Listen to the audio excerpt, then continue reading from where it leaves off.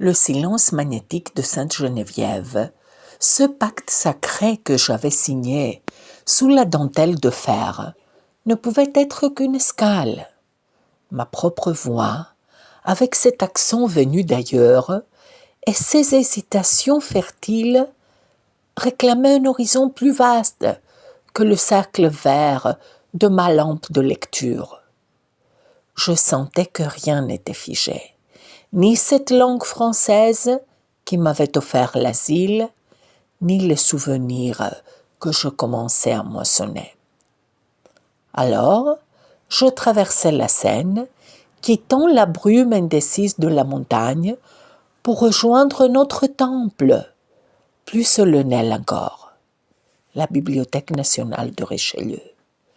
Là-bas, sous les coupoles de savoir, je n'étais plus seul face au papier rêche de Martinet. J'allais à la rencontre de mes maîtres, ces mythes de chair et de mots, Cléry, Sagège, Calvet, dont les voix allaient transformer ma quête solitaire en un voyage sans fin, une symphonie de couleurs et de parfums, où chaque mot nouveau est une porte ouverte sur l'infini. Franchir le seuil de Richelieu, c'est accepter de passer de l'ombre à la lumière, de la cellule d'étude à la cathédrale du savoir. Sous les coupoles majestueuses, l'émotion me submerge. Ce n'est plus seulement la gratitude qui m'habite, c'est une ivresse sensorielle. Ici, le silence n'est plus un pacte, il est une vibration.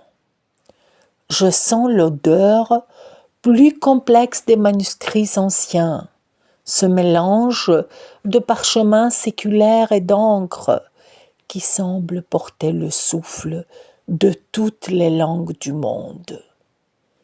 Mes doigts ne font plus qu'effleurer le papier.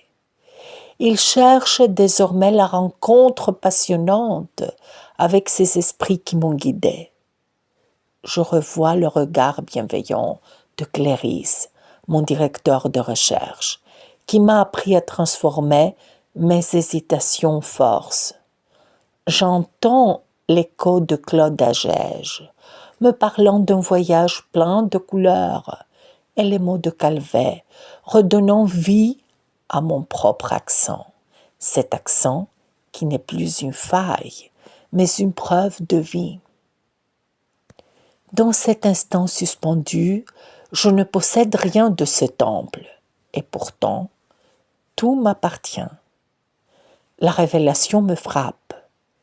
Ce voyage sans fin n'a pas pour but de me faire oublier d'où je viens, mais de permettre d'être enfin partout chez moi. Mon âme est comblée, car je comprends que la chercheuse de souvenirs enfin trouvait l'harmonie entre sa voix d'hier et sa langue d'aujourd'hui. Le charme de Richelieu ne s'arrêtait pas au mur de la salle ovale. Il se prolongeait dehors, dans ce quartier qui semblait avoir été dessiné pour les flâneurs de l'esprit. Je me perdais avec délice dans la galerie Vivienne, où mes pas résonnaient sur les mosaïques comme un écho à mes recherches.